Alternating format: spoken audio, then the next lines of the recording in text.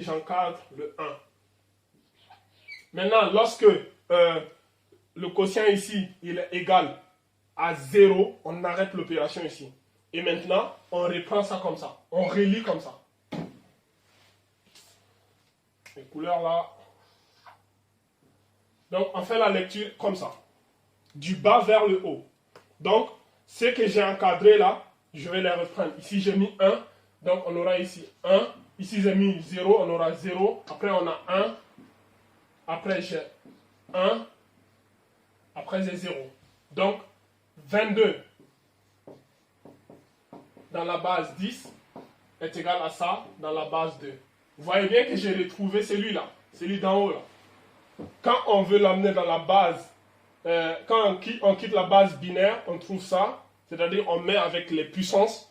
Et maintenant, pour passer de la base décimale à la base binaire, on divise par 2 et on retrouve sur ça.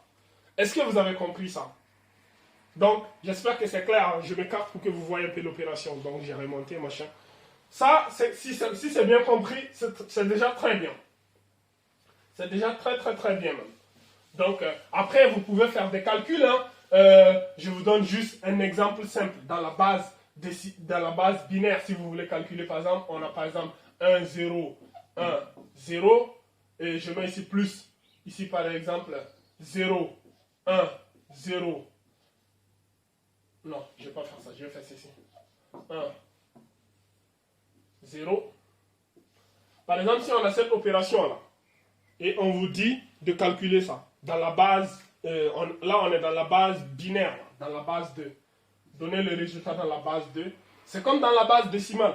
On aura ici 0 plus 0, ça donne 0. Maintenant, on aura ici 1 plus 1.